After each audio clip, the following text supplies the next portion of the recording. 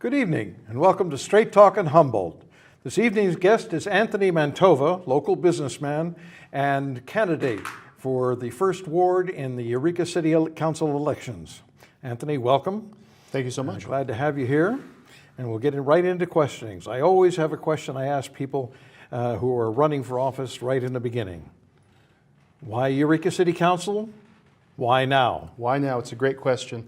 There's a lot of issues. I've been going door to door, and so I'm getting a good sense of what people want to talk about. And I think we like to talk about the city of Eureka relying on arts and tourism as our main sources of funding, as what keeps us going. And I think those two things are exceptional. They're great. They're worth pursuing. But I think more economic development, filling up our empty storefronts, and solutions toward that end should be our number one consideration. I've lived and worked in city of Eureka now for 9 years, so I have a pretty good sense of what we need, and I'm just really excited to be here and talk with you about it today. Before we get into questions about some of the issues that you talked about, I have a question. You are campaigning very hard. Yes. And you're unopposed. Yes, I am. You care to explain why you're pushing as hard as you are? You know, it's very important, especially when you're in business, you want to set your goals very high and you want to apply maximum effort to whatever you do. And so I'm looking at this race, and right now I'm spending this month doing a lot of fundraising. I've raised $12,000 so far of a $20,000 goal just for this month. And I'm hoping that if I can get all that funding, I can focus on a good, clean, fast race and maybe scare away any potential competitors. That might work. If you had one item that you wanted to discuss tonight, what would it be? My focus, the reason that I am running, is to find solutions to reduce the number of criminal drug addicts on our streets. Before we can even talk about economic development, filling the empty storefronts, we have to get serious about reducing the number of criminal drug addicts on our streets so that we can have safe commerce and see more investment in our community. All drug addicts could legally be considered criminal. You put the two terms together 2 times in a row. What are you referring to when you're saying criminal drug addicts? So I try as hard as I can to not use the word homeless, because when you think of what makes up the homeless, I like to think of the homeless, if you could put it under a microscope and refine the lens, what does it mean? I think there's 3 groups that make up the homeless community. The first group is the smallest. That would be those down on their luck. They might have a job, they might even have a vehicle, but they don't have a home. Some of them I know live at the rescue mission, and they work in the day and try to get a room there at night. Tough situation to be in. The group number 2 are the mentally ill. Different studies across America have put that figure at 20 to 25% of the homeless community is mentally ill, and I think that's probably true for Eureka as well. Group number 3, in my mind, are criminal drug addicts, and those are people who don't want to reform their lives. They don't want to get back into society. They don't necessarily want free housing where they have to live a drug-free lifestyle, because for them, they care more about their next fix than a job. They care more about heroin or meth than a bed. And it's hard to talk about these issues, but I feel like if we treat the homeless as a homogeneous group where we only present the same solutions, we're not solving the problem. If we give a $10 bill, for example, to somebody who's on heroin, the $10 bill is going to go to drugs and drug use. Whereas if we give that $10 bill to somebody who's down on their luck and just needs a couple gallons of gas to get to their job for their day, it's clear who should get that money. The problem is when we're not willing to define the different groups that make up the homeless, we apply the wrong solutions. And every time you give more money to the criminal drug addicts, you are sending a signal. Eureka is sending a signal that this area is, that they can invite their friends and they can be emboldened to live that criminal lifestyle. What sort of programming or what sort of actions do you think should be taken with regard to this segment of the homeless? What's really frustrating is I feel like we have enough money and we have enough charities and we have the willingness to help groups number 1 and groups number 2. People down on their luck and people that are mentally ill, I think there's plenty of resources for them. But the problem is when you factor in all of the criminal drug addicts, the resources aren't able to reach those first two groups. So I think what we need to do is replicate the experience that I saw on 2nd Street, where I have my business. I have a music store on 2nd Street. And two incredible things happened that saw the crime around my block disappear almost completely. There was a very well-known drug house. They called it the Heroin Hilton at 3rd and C Street. And this place, I would see drug deals going on out front and around the block and around my block for several years. And the police knew about it, and occasionally they would do raids, but the place was allowed to operate as an illegal drug site. Well, last year, or I think it was late last year, they closed it. And the day after they closed that known drug site, the number of drug deals that I would see outside of my store went down to 0. Scott, I hardly ever see a drug deal by my store, and for years I've seen it. That was the first thing that happened that was really successful. The second thing that happened was the Mission built a new building. They didn't add any more beds, but they built a new building, a very large building, and it's not an official day use center, but if there's somebody that's lounging on the street on our block, the Mission just quietly, respectfully goes over to the person and says, hey, why don't you come inside for the day? Why don't you come inside and have something to drink, have some food? They treat them humanely. They bring them inside. They get them off the street. Those two actions have happened in the last year, and they have done wonders for my section of town. I used to joke for several years that my section of town was the Wild West of Old Town, that it was dangerous. It's not anymore compared to a lot of other places in Eureka. So I want to take that experience of identifying a known trouble spot where drugs are being distributed, find strategies to get that place closed down. There's places like that all over Eureka. If we can focus our attention on them and close those buildings, work with the owners of those buildings to do something about it, we can see great success in Eureka. It kind of begs the question, however. Yeah. I mean, you say that it's cleared up your area of town. Okay. There are other areas of town that are much worse. Is that because those people have gone to those other areas in town? As you can imagine, I get this question a lot. If you kick them out of one spot, where will they go? It's the classic, where will they go? Well, Eureka doesn't have the resources to take care of people who want to live a lifestyle that's against the law. Even San Francisco doesn't have the resources to take care of criminal drug addicts. You look at what's going on down there with the last mayor's race. I think you had 5 candidates running for mayor. And when they were presenting their solutions to the problem, all their solutions involve spending more money on quote-unquote the homeless. It's not working. Eureka needs to deliver a message to the criminal drug addict that if you want to continue living your lifestyle, you're going to have to do it elsewhere. Or reach out and work with our local services. We have incredible local services. We have charities, we have government services, we have a lot of people that are ready and willing to help. But the tragedy is that so many drug addicts would rather just get their next fix and not work with the program. So to answer your question, let's say that drug addicts were kicked off of my block and they went over to the Samoa Bridge, for example. Well, what we need to do is we need the city to work with organizations like John Shelter and Nizzy Wade, organizations who have personnel that could go out into the community in question and talk to people and say, hey, here's your options.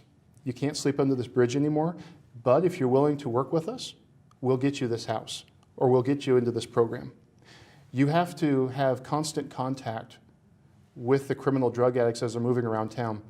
And if you stay on them long enough, eventually, if they don't want to change their ways and comply with our laws, eventually they'll leave. They'll go to Santa Cruz, they'll go to San Francisco, they will go somewhere else, but you do have to stay on them in a humane, open way, in a good and keep a good dialogue going. You talk about working with property owners to clean up their property, or at one point I think I saw you mention put up fences. Yeah. How do you get property owners to do that? It's a great question. So government is a very blunt instrument. I've talked to several property owners who are trying their best. And maybe every morning they have to remove graffiti or worse. I don't believe that government should go up to them and penalize them for being in a tough situation. But I do think if we have a property owner who lives in Santa Rosa and owns a property on 2nd or 3rd Street that they're not taking care of, and it's becoming a place that's causing more harm than good, we need to be able to have a conversation that gets us towards change, toward change. And what sort of a conversation are you thinking of? Well, that's what I mean by government being a blunt instrument. I don't want to impact anybody financially. I don't want to impact anybody in a rough way, but we have to move the ball forward on reducing the number of blighted buildings in Eureka. We have to do that. And hopefully most of those conversations can just come down to the leadership of the city council. If a city council person is invested in changing his community for the better, and he's the one calling up these property owners and opening that dialogue, I think we'd be surprised how many good things can happen. We had a, I would say, famous or possibly infamous incident of this over the past couple of years. One property owner let his property just languish and run down. Right. And it was inhabited by lower income and often criminal elements. And there was not a great deal of success, apparently, until they actually had to condemn the property, take it away from them. Right. Is this the kind of thing that you... If we can't reach an agreement and if we can't have a civilized conversation on getting the buildings cleaned up, then yes, that would be the ultimate result. You talk about bringing... But we want to avoid that. We don't want that to happen. That's the absolute last resort. Right. Because that building, if it's full of criminal drug addicts engaging in an illegal lifestyle, that building and what goes on there is a threat to all the surrounding people and properties. And so we have to take that seriously. You talk about empty storefronts. Yeah. There are quite a few. But that's sort of been an endemic problem for the last 30 years in Eureka. You know, empty storefronts, people moving out, people moving in. How can you attract business to an area when square foot prices are high and they have to weigh the cost versus return? Any kind of thoughts on that? So there's quite a few ways to look at that question, but let's start with the first part of it. I think the cannabis industry recently got a huge win from our city council the other night, a huge win. 8 people who applied for either cannabis manufacturing or filling storefronts with cannabis shops. 8 were approved. And I actually surprised people on this issue because I'm very pro cannabis. I'm very pro cannabis in our storefronts, and I'm very pro manufacturing, as long as it's done in a reputable, above board fashion. But to my understanding, from what I've heard, talking with people in that industry, we've had as many as 51 different parties who have shown interest in starting either manufacturing or cannabis sales in Eureka. I am a big proponent of letting them all have a seat at the table, and if possible, letting them all run operations in Eureka. Because it's funny you said empty storefronts, that it's been a Eureka thing for 30 years. I would challenge you on that, Scott. I think having an industry survive in Humboldt County has been a challenge all the way back to the late 1800s. Because if you look at old pictures, you'll see mills that were started, huge mills, big factories that hired lots of people, big operations, but they might last for 5 years or 10 years. Competition was fierce, and Humboldt County's isolation makes it even tougher. We're not as isolated. We had the highway in the 1920s, so a lot of good things have happened to make us less isolated. But I think you're better off allowing anybody and everybody to compete in the cannabis industry. Because overnight, those 8 businesses that got approved by the city to do cannabis sales, overnight, they are going to make 8 different buildings in Eureka better. They're going to make 8 different buildings in Eureka that beforehand were closed and in some cases blighted. They're going to turn those 8 buildings around. They're going to hire people. In the case of the cannabis shops, you're going to have sales tax revenues go up.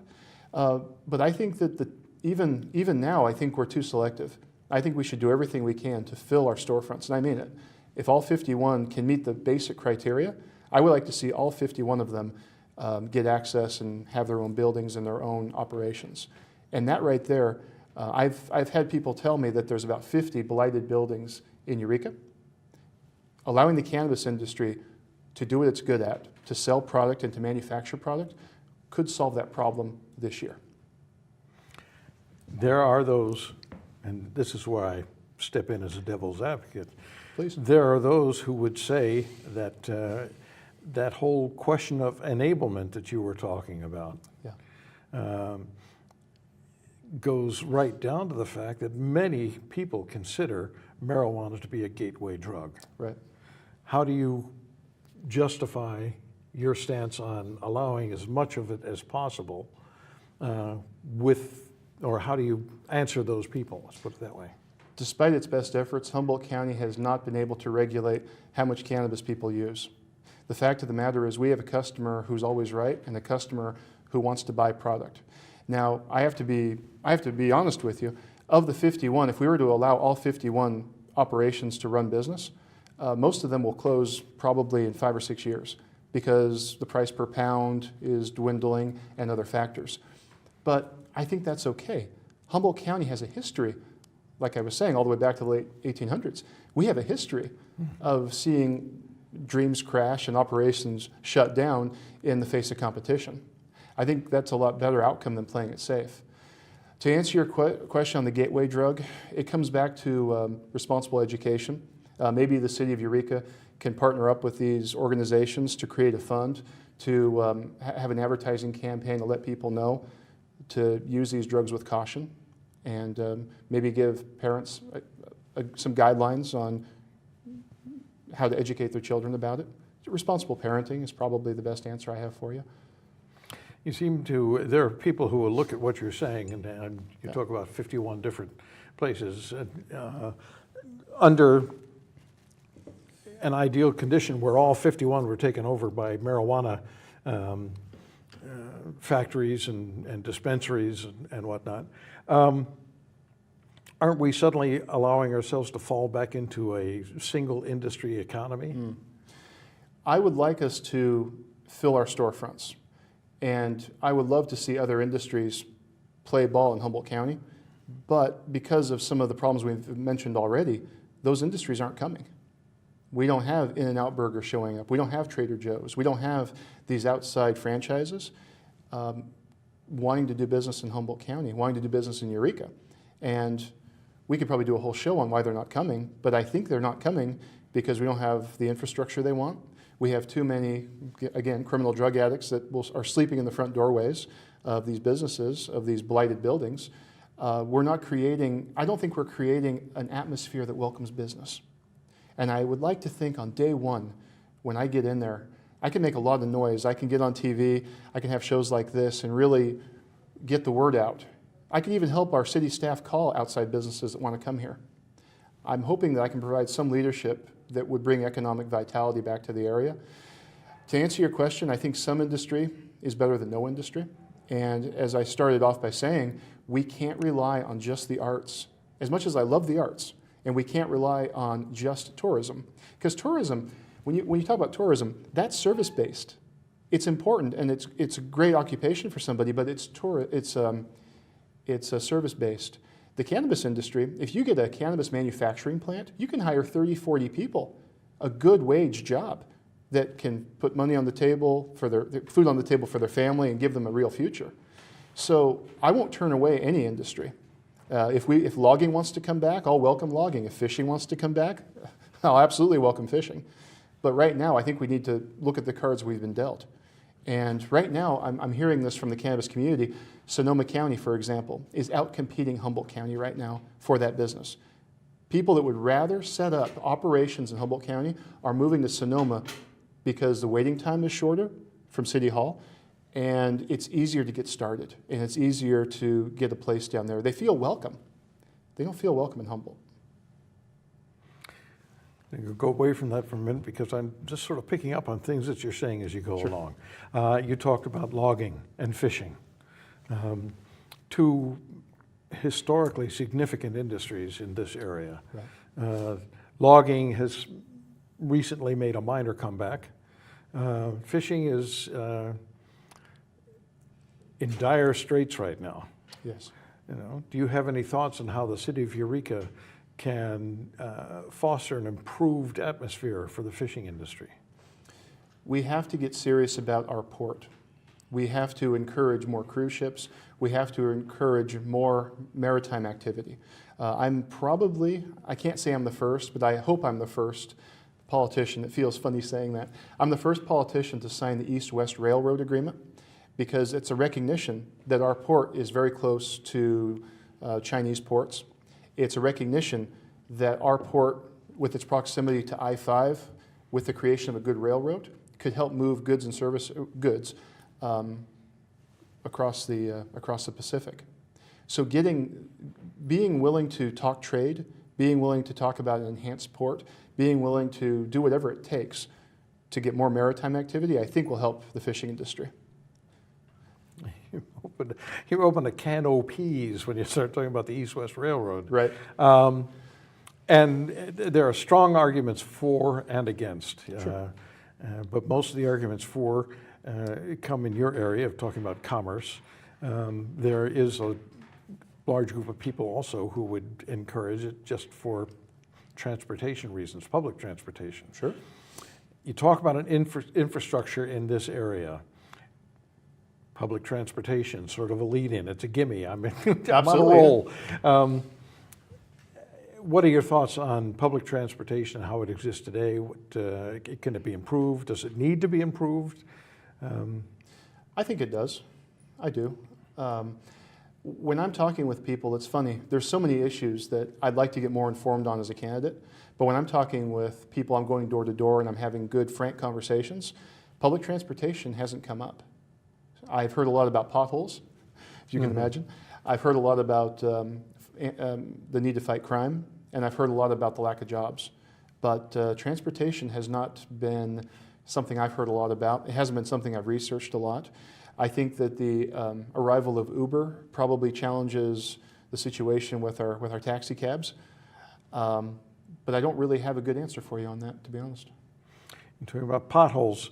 Yeah. The roads in well, not only Eureka, but practically all of Humboldt County have been in disaster state for a long time. Yes.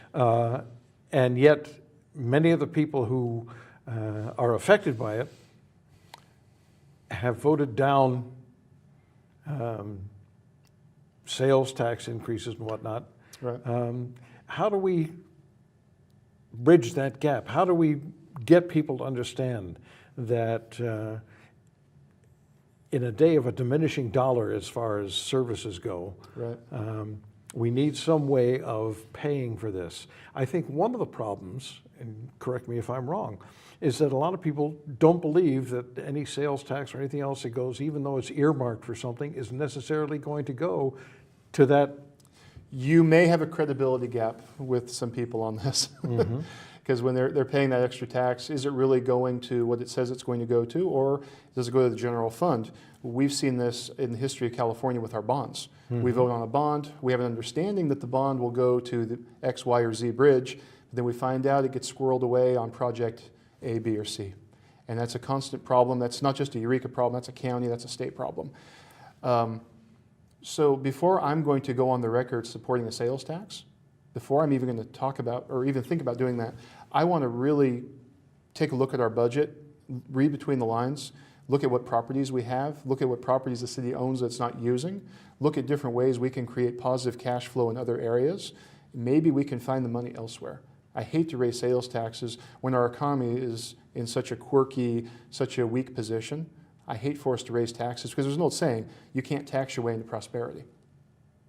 Now, sometimes taxes do have to go up. It does happen. I'm not going to, but I feel like there's some work to be done on this budget, on the city budget, and I would like to think that I can find some revenues.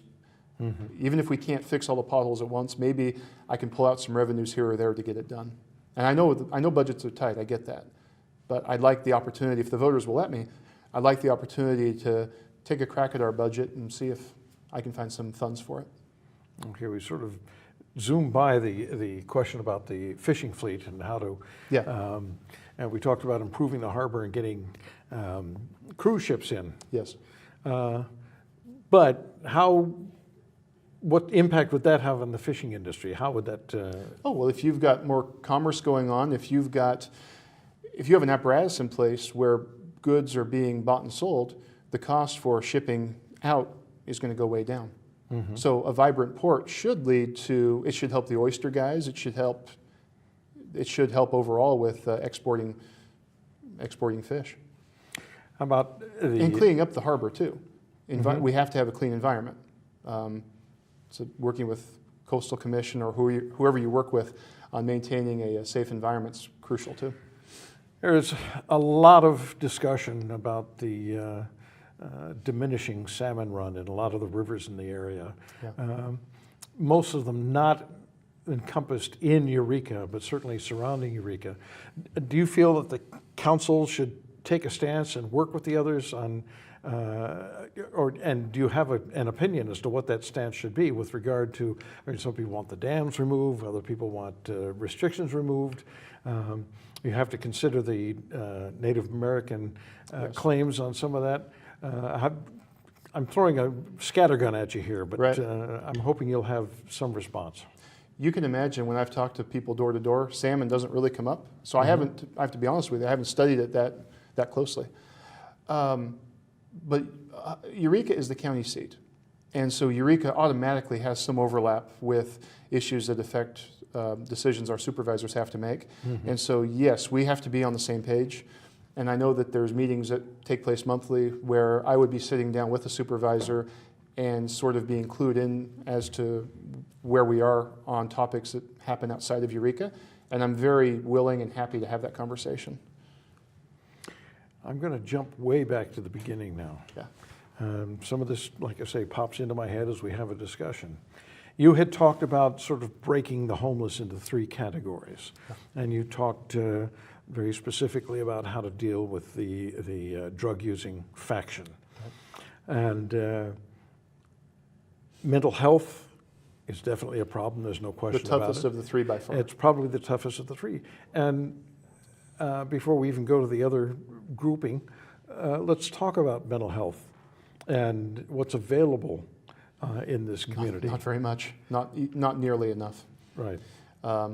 Sempervirens is, only offers, 12 beds? I've heard. It's a very low number. Don't quote me on 12, but I know it's low. My thinking on it has been that we've got this much money to help all three groups. And if you add the needs of group number one, group number two, that would be the people down on their luck and the mentally ill, we have enough money to help them. But when you add group number three, the criminal drug addicts, my hand could go way up here. We don't have enough money to take care of all three groups. So my thinking is use smart, sophisticated policies that we know work to bring down the size and the scope of the criminal drug addicts, and that will eventually give us enough money to take care of the remaining two groups. But to answer your question, there's not much we can do if we don't have the money. And you have to reduce the number of criminal addicts so that you can hope to spend money where it needs to go, and that's the mentally ill and those down on their luck. Because you have to understand something. It's not just about the money. It's not just about local services. The criminal drug addicts prey on groups 1 and 2. I've talked to people who are down on their luck. They might drive up to a homeless shelter in order to get services. They'll drive up, they'll look out the window, and if they don't see anybody there that's going to hassle them, they'll sneak into the facility. And this is America. They shouldn't have to sneak anywhere, but they sneak into the facility, get their food, and get back to their car and drive away because they're afraid of getting hassled by those criminal addicts.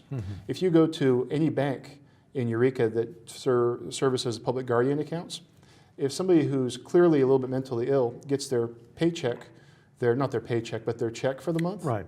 SSI or whatever it may be, sometimes, as soon as they step outside, there's a criminal drug addict there, usually on a bicycle or just hanging out, who is harassing him for that money, for some of that money, because they make microloans to each other.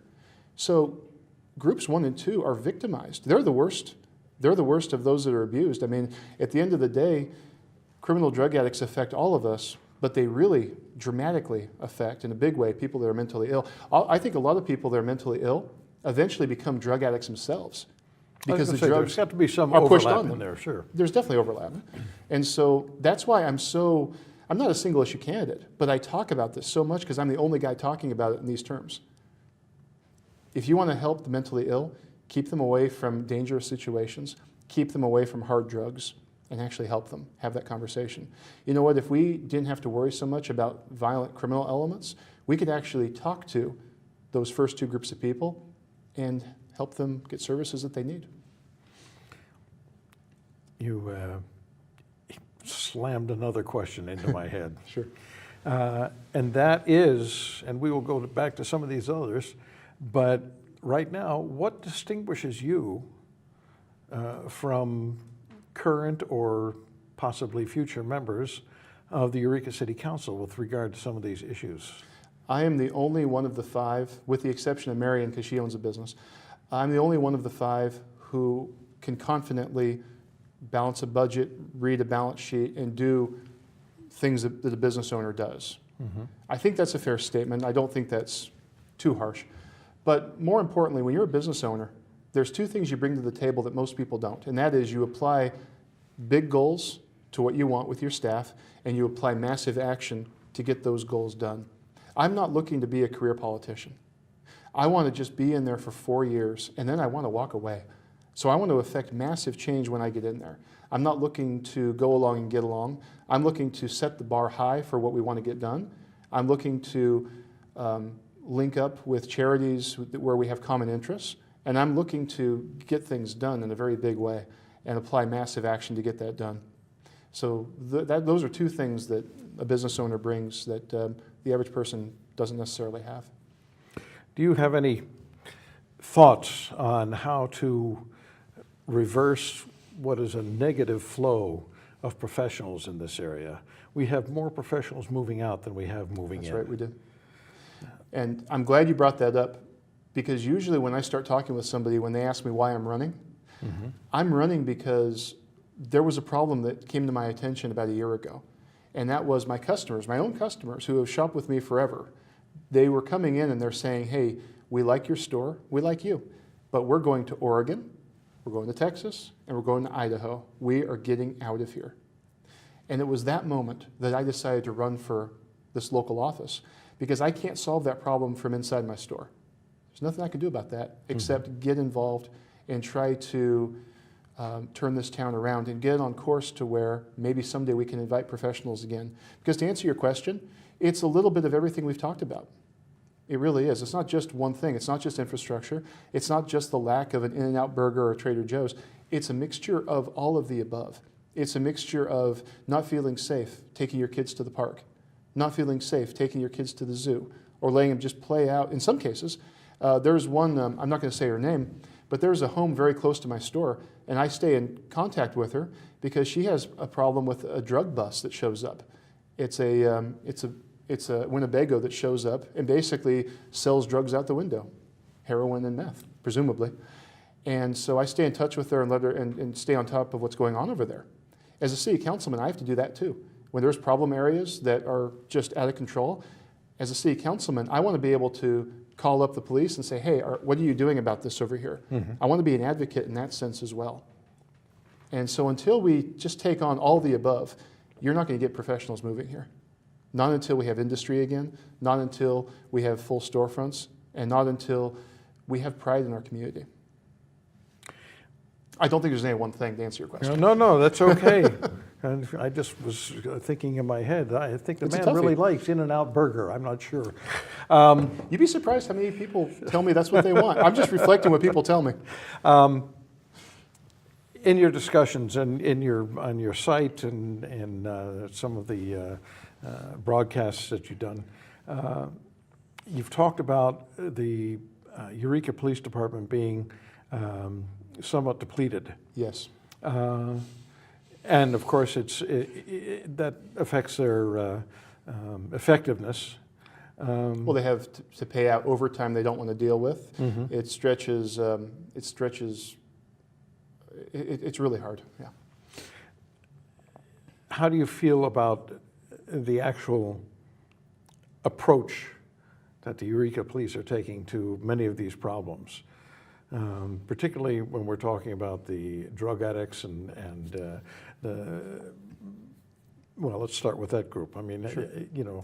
Obviously, I'm very happy with the police department when they're closing down known buildings where drugs are being distributed. Mm-hmm. I was very happy every single time they closed a building that I viewed as a dangerous place. That makes me very happy. Our police should be commended for showing leadership in that regard.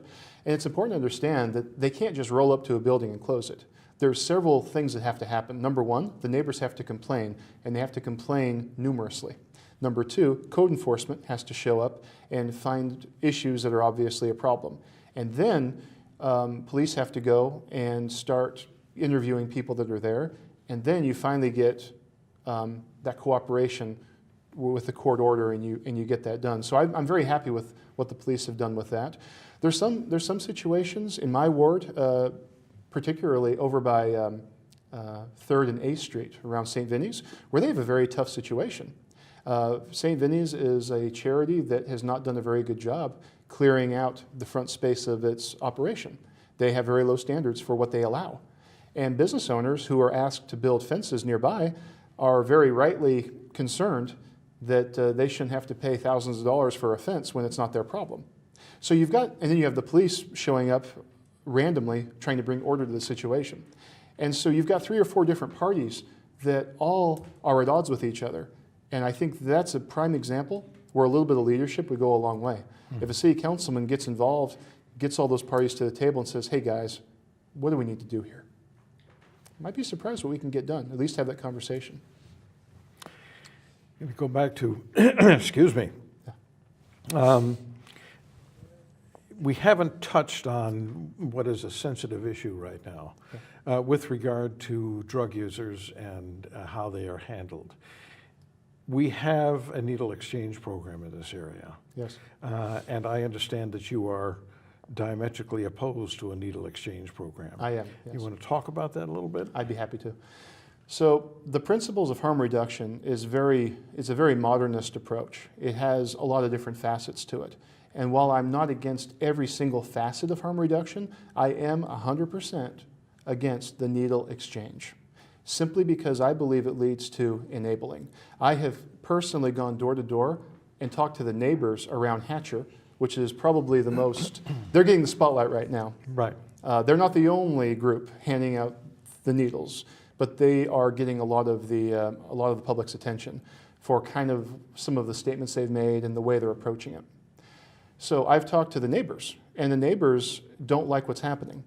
Where that part of town used to be very peaceful, you now have criminal drug addicts roaming through their backyard in order to get to Hatcher. You have people walking on the street, bringing along all their belongings, some of which are stolen, walking in front of that business and making it very hard for that business or that home to feel safe and secure. And so you've got this issue of what kind of people they're bringing in. And then Hatcher has gone on the record as saying they don't allow kids at their facility. Now, that's not true. I'm not going to show it here because it's a private person, but there have been kids seen, and I have a picture of this, there's been kids leaving that facility. So a lot of the basic promises that Hatcher has made to the public have been broken. And so we're now at a situation where the public trust could not be any lower with Hatcher.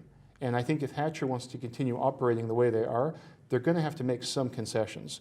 1-for-1 is an idea, but my problem with 1-to-1 is what's going to happen when Hatcher offers their services 24/7 around the clock? I'm sorry, you're not going to have volunteers watching over at midnight or 1 o'clock in the morning, right? Mm-hmm. So what kind of safeguards can we put in place? It's a very tough, dicey situation. There's 2 things I'd like to see, 2 proposals I've made, and I'm happy to negotiate these proposals. But one thing I'd like to have people consider is for every single needle that's handed out, the health agency has to pay a fee. Not a huge punitive fee, but a fee, and the money raised will help the city pay for cleanup and will help that effort.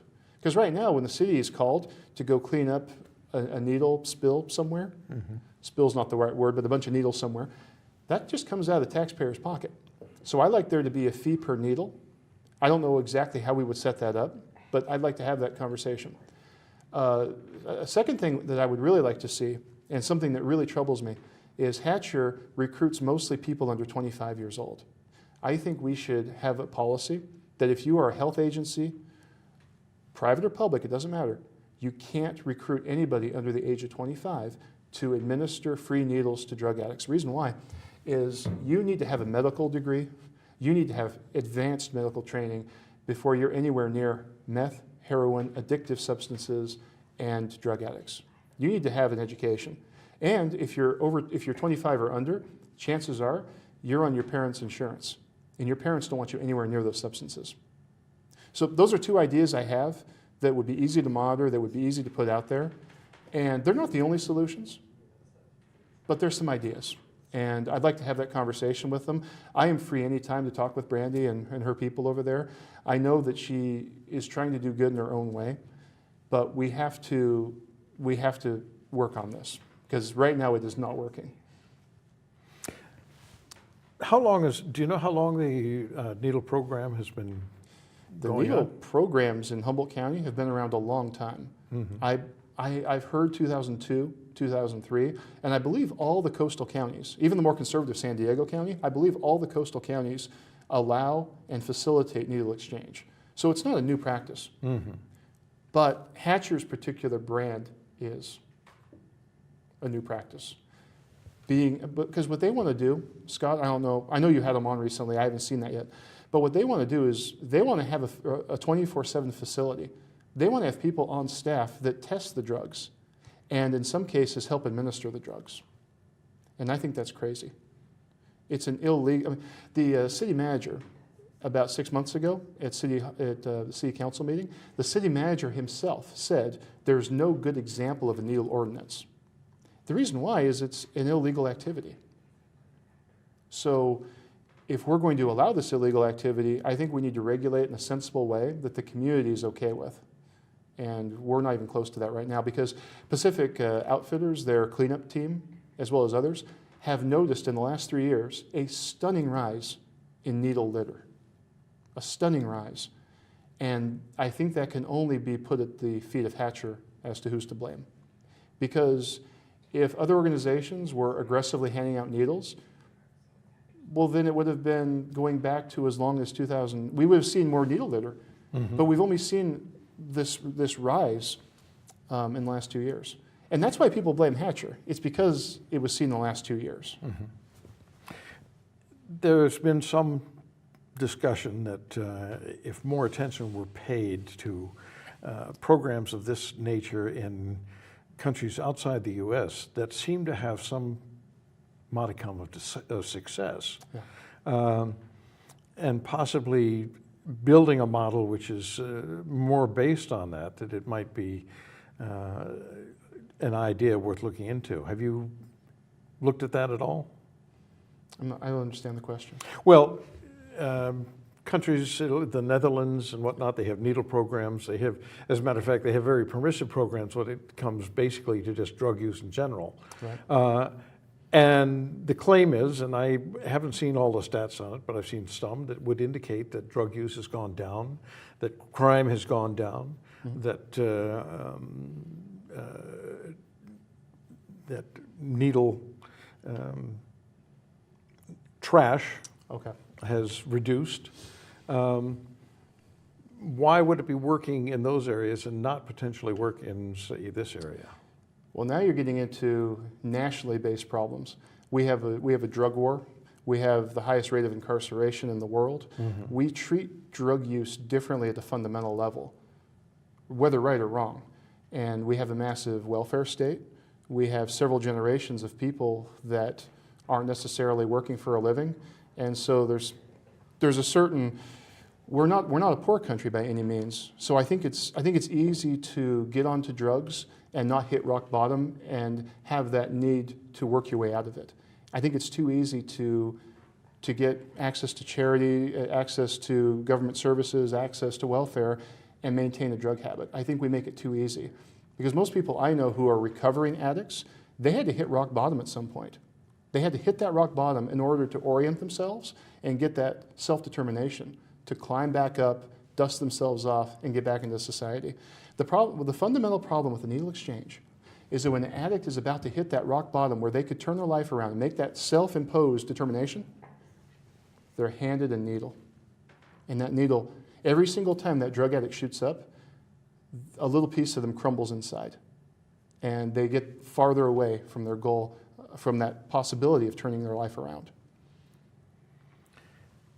You talk about, and basically you're right, it's sort of a two-tiered approach, two-tonged approach, Right. which almost might seem hypocritical, because on the one hand you have a federal government which has, to varying degrees, depending on what administration is in at the time, waged a drug war, which not only included a drug war on outside providers of drugs and inside providers and dealers and whatnot, but has imprisoned drug users.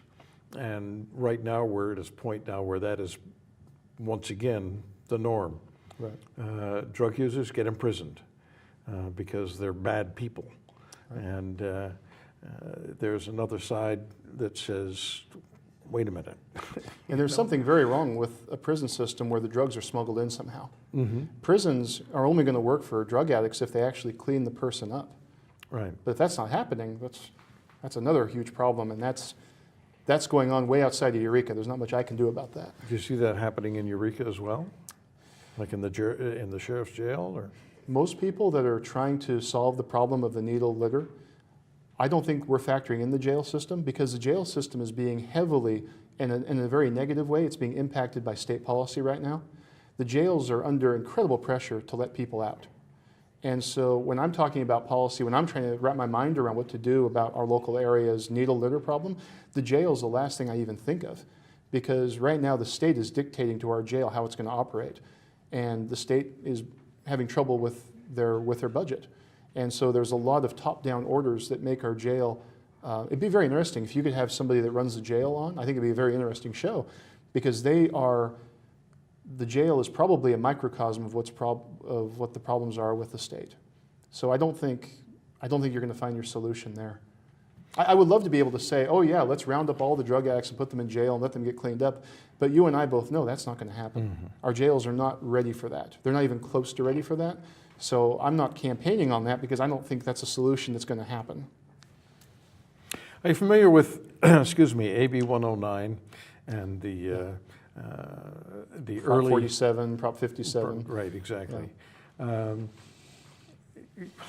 In a nutshell, without going too far, do you have any feelings about the early release program and some of the programs that have been funded to address the needs of those people who have been released, that are now on probation?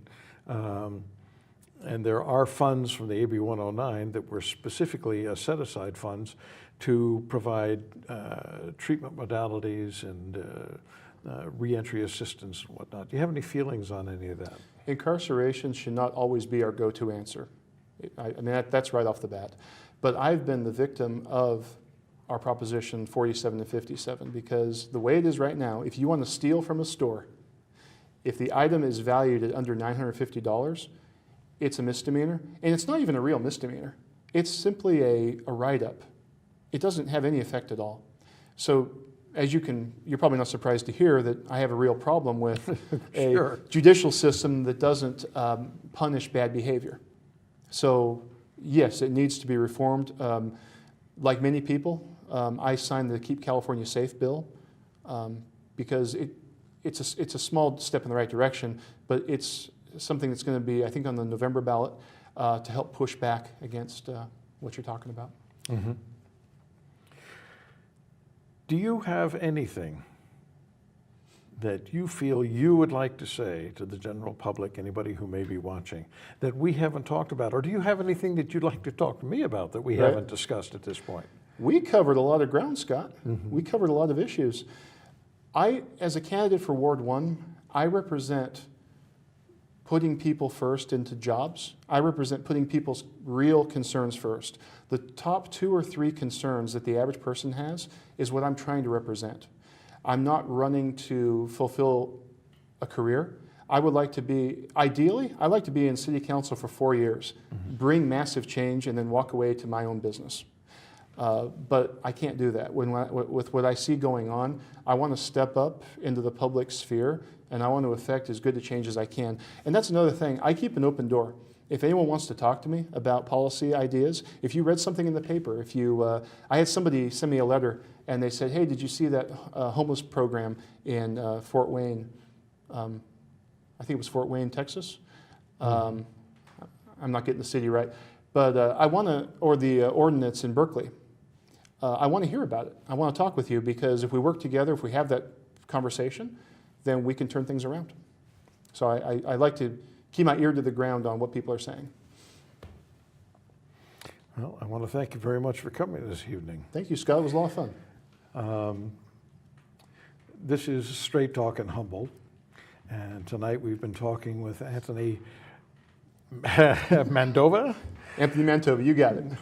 And Anthony has indicated that anybody who wants to talk to him, please contact him. His website will be listed at the end of our show. He owns a music shop in Old Town down on 2nd Street. And I'm sure if he's in there and you walk in and want to talk to him, if he's not in the middle of a sale, he'll be happy to. We'll make time for you, I promise. Right. So once again, I want to thank you for coming this evening. And I'm sure we'll be talking more. Thank you. I look forward to it.